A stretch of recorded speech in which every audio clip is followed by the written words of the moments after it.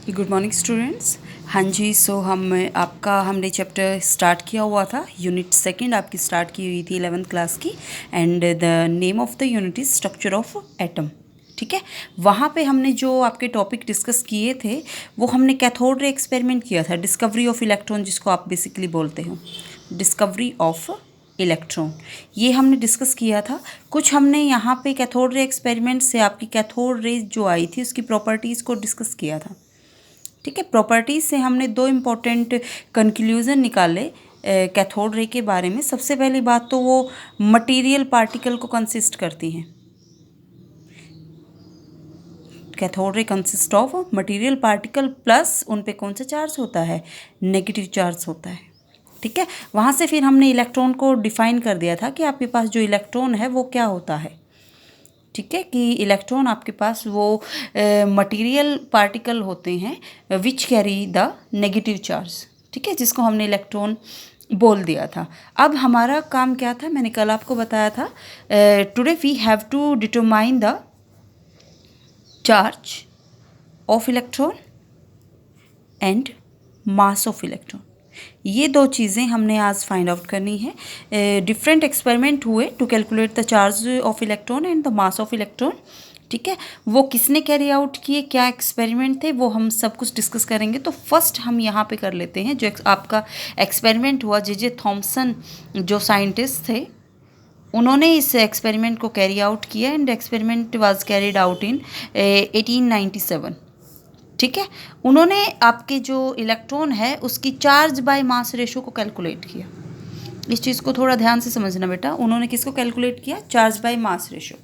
ठीक है, इस एक्सपेरिमेंट में उन्होंने क्या किया, उन्होंने आपके पास जो डिस्चार्ज ट्यूब है वो डिफरेंट डिस्चार्ज ट्यूब का यूज़ किया। मीन जो डिस्चार्ज ट्यूब ली वो भी आपकी क्या ली, डिफरेंटली। एंड जो गैस उसके अंदर फिल की गैस भी क्या की, डिफरेंट। मीन्स उन्होंने क्या किया, सिर्फ एक गैस एंड एक डिस्चार्ज ट्यूब के ऊपर एक्सपेरिमेंट नहीं किया, उन्होंने बहुत सारी डिस्चार्ज ट्यूब को चेंज किया एंड बहुत सारी गैसेस को फिल किया। तब उन्होंने जाके चार्ज बाय मास की वैल्यू फाइंड आउट की। उन्होंने क्या फाइंड आउट किया कि हर बार जब भी हम डिफरेंट गैस या डिफरेंट डिस्चार्ज ट्यूब लेते हैं, जो रेशो है चार्ज बाय मास की वो क्या रहती है, फिक्स रहती है। You can designate it like this, Q/m। And आपकी जो बुक में डिपिक्शन दी हुई है that is E/m। E represent the charge on electron, M represent the mass of electron. उन्होंने फाइंड आउट किया कि हर बार जो वैल्यू है चार्ज बाय मास रेशो की वो आपके पास ये फिक्स वैल्यू आती है, that is 1.76 into 10⁸ coulomb per ग्राम। ठीक है, सो ये एक्सपेरिमेंट आपका जे थॉमसन ने किया था, बहुत इंपॉर्टेंट ऑब्जर्वेशन है। ठीक है, सो एक्सपेरिमेंट क्या था, कैसे उन्होंने फाइंड आउट किया, वो हम डिस्कस कर लेते हैं बुक से। So let us discuss the point. ये आपका ऑपरेटर शो किया हुआ है यहाँ पे। जे थॉमसन ने आपके पास डिस्चार्ज ट्यूब का यूज़ किया है। ठीक है, जिसमें आपके पास क्या क्या है, कैथोड रे, दो उन्होंने इलेक्ट्रोड का यूज़ किया है, साथ में magnetic field and electric field का यूज़ किया है। ठीक है, यहाँ से क्या होगा, cathode ray is the source of electron. Electron emit हुए कैथोड से, एंड जो होल किया हुआ है एनोड में उन्होंने एक होल प्रोड्यूस कर दिया ताकि जो इलेक्ट्रॉन है वो मूव कर सके through out the discharge tube. ठीक है, तो जैसे ही आपके पास जो इलेक्ट्रॉन है वो एमिट होके इस होल के थ्रू मूव करते हैं, उन्होंने यहाँ पे लगाया है electric and magnetic field accordingly. जिसका इन्फ्लुएंस ज़्यादा होगा, जो इलेक्ट्रॉन है उनकी जो यू कैन से डिफ्लेक्शन होगी वो भी इसी चीज़ पे डिपेंड करेगी। ठीक है, कि जो आपके इलेक्ट्रॉन हैं वो ए पॉइंट पे आएंगे, बी पे आएंगे या सी पे आएंगे, कहाँ पे जाके। यहाँ पे उन्होंने एक स्क्रीन यूज़ कर रखी है फ्लोरोसेंट मटेरियल की, जिंक सल्फाइड की स्क्रीन यूज़ कर रखी है। ठीक है, ये एक्सपेरिमेंट किस प्रिंसिपल के ऊपर बेस है, ये एक्सपेरिमेंट बेस इस प्रिंसिपल के ऊपर है कि इलेक्ट्रॉन की डिफ्लेक्शन आपकी कहाँ पे होती है।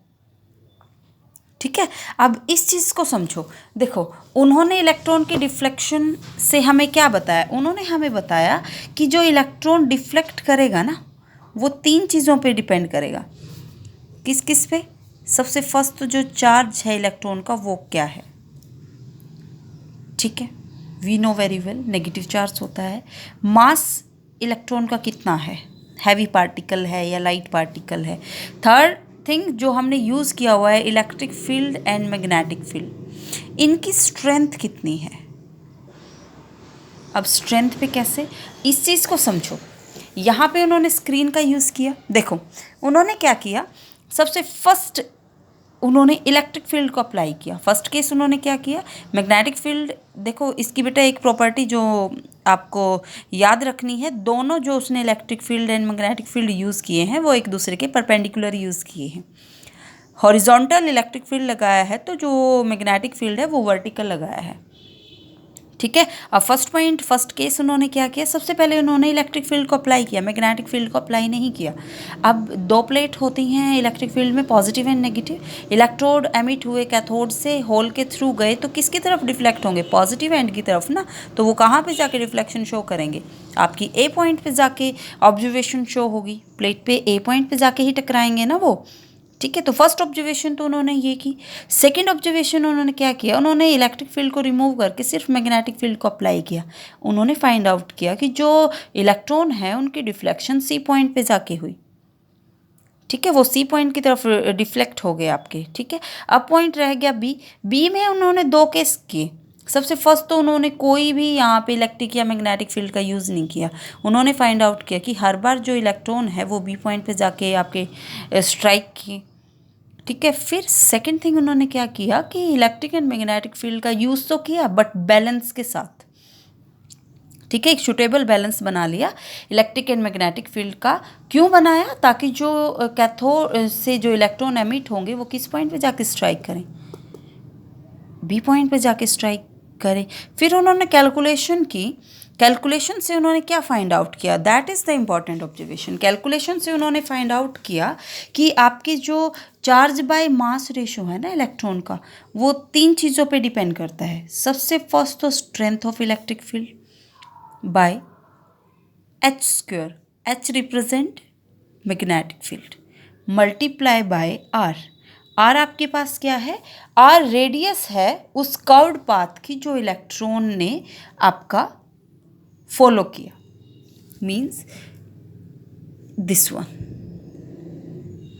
That represent the R radius, ठीक है। तो हर बार उन्होंने इस इक्वेशन से आपकी जो पर्टिकुलर वैल्यू है चार्ज बाय मास की वो कैलकुलेट की, इन वैल्यूज़ को चेंज कर करके, और वहाँ से उन्होंने जो ऑब्जर्व किया वो एक फिक्स वैल्यू ही निकल के आई बार बार, ठीक है। सो ये उनका एक्सपेरिमेंट था। यहाँ से जो इंपॉर्टेंट पॉइंट आपको याद रखना है, that is you have to retain in your mind the value of charge by mass and that is 1.76 × 10⁸ coulomb per gram, okay.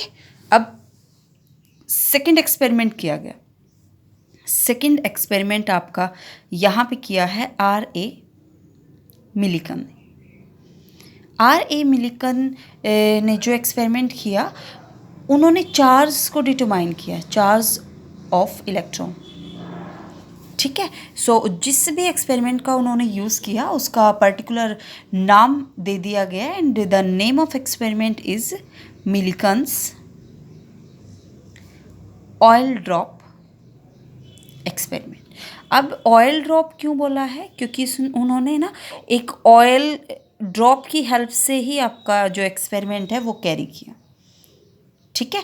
उन्होंने जब भी आपका जो भी एक्सपेरिमेंट किया, उन्होंने फाइंड आउट किया कि जो चार्ज है इलेक्ट्रॉन का वो निकल के आया आपके पास 1.602 × 10⁻⁻19 coulomb, which is a fix value, ठीक है। अब हमें चार्ज पता लग गया, हमें चार्ज बाय मास रेशो पता है जो फिक्स होती है, तो we can calculate the mass of electron.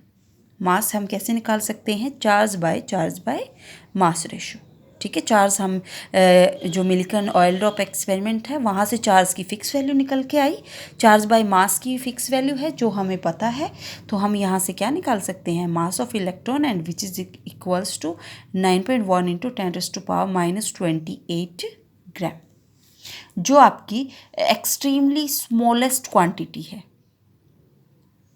ठीक है। जिसको जो आपके पास इक्वल होती है 1/1837 of mass of hydrogen, means hydrogen atom के मास का 1/1837 पार्ट है ये, ठीक है, इसीलिए हम इलेक्ट्रॉन को डिफाइन भी कर देते हैं कि इलेक्ट्रॉन आपके पास वो फंडामेंटल पार्टिकल होता है which carry the negative charge and has mass equal to 1/1837 of hydrogen atom. ठीक है, सो अब एक्सपेरिमेंट क्या था उस पर हम चलते हैं। एक बार आप यहाँ पे डेफिनेशन देख लो। इलेक्ट्रॉन फंडामेंटल पार्टिकल होता है which carry negative charge and mass equal to that. ठीक है, सो ये चीज़ याद रखना। अब हम एक्सपेरिमेंट पे मूव करते हैं which is the oil drop experiment. अब यहाँ पे देखो, this is the apparatus. Millikan ने क्या किया, मिलिकन ने आपके पास एक चैम्बर का यूज़ किया। ठीक है, चैम्बर का यूज़ किया। उन्होंने यहाँ पे देखो चैम्बर में क्या क्या उन्होंने यूज़ किया। दो आपके पास प्लेट्स का यूज़ किया है, जो आपके पास you can say the two charge जो प्लेट हैं, one is this, second is this. ठीक है, उन्होंने टेलीस्कोप का यूज़ किया है ताकि चैम्बर के अंदर जो भी आपके पास ऑब्जर्वेशन हो उनको वो चेकआउट कर सकें। उन्होंने एक्सरेज डाली है फ्रॉम द सोर्स। इनका यूज़ क्या है, ताकि जो ऑयल ड्रॉप है उनको चार्ज किया जा सके। ठीक है, एंड जो एटमाइज़र है, एटमाइज़र की हेल्प से उन्होंने क्या प्रोड्यूस की हैं, ऑयल की ड्रॉपलेट प्रोड्यूस की हैं। ठीक है, अब देखो एक्सपेरिमेंट क्या था। उन्होंने आपके पास क्या किया, एटमाइज़र की हेल्प से उन्होंने ऑयल ड्रॉप को प्रोड्यूस किया। दैट जो ये डॉटेड दिखाई हुई हैं that are the oil drops.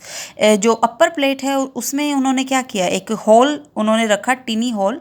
उसको क्यों रखा, ताकि जो ड्रॉपलेट है वो डाउनवर्ड डायरेक्शन में मूव कर सके। अब जैसे ही जो ऑयल की ड्रॉप है वो डाउनवर्ड, ग्रेविटेशनल फोर्स की वजह से हर चीज़ डाउनवर्ड मूव करती है, तो ऑयल की ड्रॉप भी इस होल के थ्रू डाउनवर्ड मूव करेगी। ग्रेविटेशनल फोर्स लग रहा है।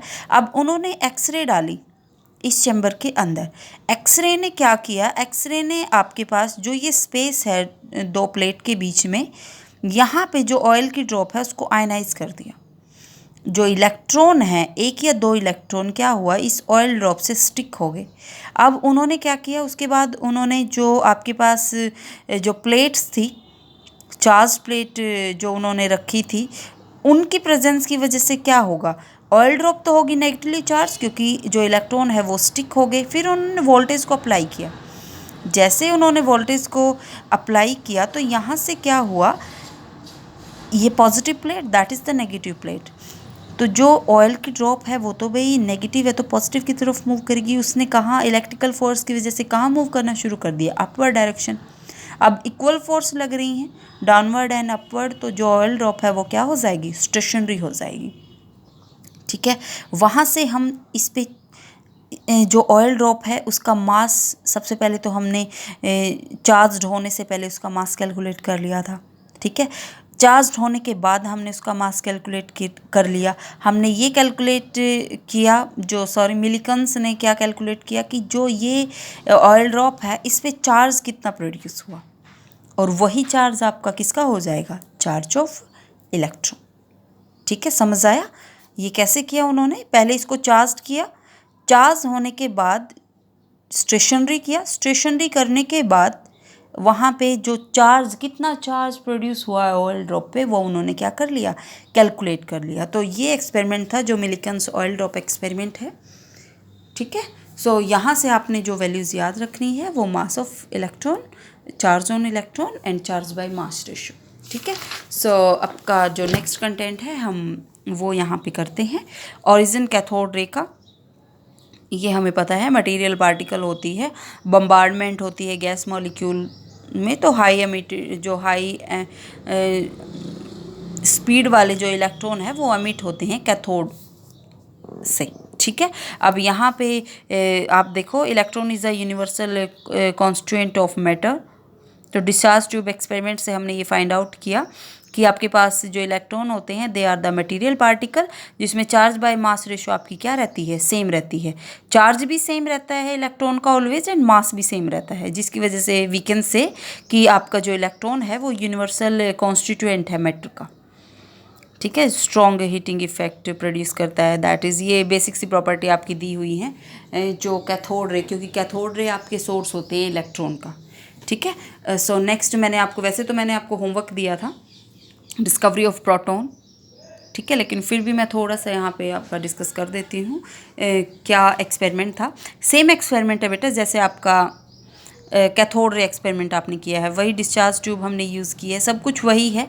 अब यहाँ पे जो चीज़ समझने की है वो आप समझो। यहाँ पे गोल्डस्टीन ने एक्सपेरिमेंट किया था 1886 में, डिस्चार्ज ट्यूब एक्सपेरिमेंट किया था। उन्होंने सारी चीज़ वही ली, उन्होंने बस एक काम किया यहाँ पे, जो कैथोड आपकी यूज़ की है दैट इज़ परफोरेटेड। परफोरेटेड का मीनिंग क्या होता है, उसमें होल प्रोड्यूस किए, ठीक है। एंड वही सब किया कि गैस को लो प्रेशर पे फिल किया, हाई वोल्टेज अप्लाई की। हाई वोल्टेज अप्लाई करने के बाद उन्होंने ये फाइंड आउट किया कि जो एनोड है वहाँ से कुछ ना कुछ इनविजिबल रेज आपकी प्रोड्यूस होती हैं जो कैथोड की तरफ मूव करती हैं।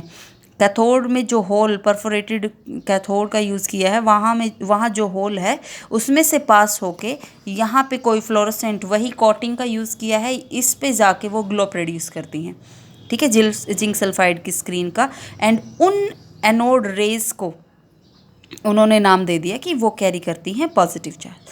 अब ये चीज़ समझने की है, क्या रियल में ऐसा होता है कि एनोड से कोई ना कोई रेज निकल रही हो? नहीं, ऐसा नहीं होता। देखो यहाँ पे क्या हुआ, आपके पास गैस के मॉलिक्यूल हैं अंदर, कैथोड से क्या आपके रिलीज़ होते हैं, electron, high speed electron release होते हैं। जब ये high speed electron gaseous molecule से आपके स्ट्राइक करेंगे तब वहाँ पे पॉजिटिव चार्ज एमिट होगा, ना कि एनोड से। एनोड से कोई भी पॉजिटिव रेज नहीं निकलती, they are produce in the space between anode and cathode, यहाँ पे वो प्रोड्यूस होती हैं, ठीक है। सो ये चीज़ आपके जो इम्पॉर्टेंट चीज़ थी वो मैंने आपको बता दी है कि एनोड से प्रोड्यूस ना होके बम्बार्डमेंट से प्रोड्यूस होती है। हाई स्पीड के जो इलेक्ट्रॉन है जब वो बम्बार्ड करते हैं गैसेस एटम के साथ, ठीक है। अब प्रॉपर्टीज़ की हम बात करें तो सेम प्रॉपर्टीज़ हैं, they travel in straight line, material particle की बनी होती है, पॉजिटिव चार्ज कैरी करती है, इसलिए उनको हम क्या बोलते हैं, पॉजिटिव रेज भी बोलते हैं। अब ये इंपॉर्टेंट पॉइंट है, हमने इलेक्ट्रॉन के केस में क्या किया था कि जो चार्ज बाय मास रेशियो है वो हमने यहाँ से क्या कैलकुलेट की थी, वो फिक्स होती है।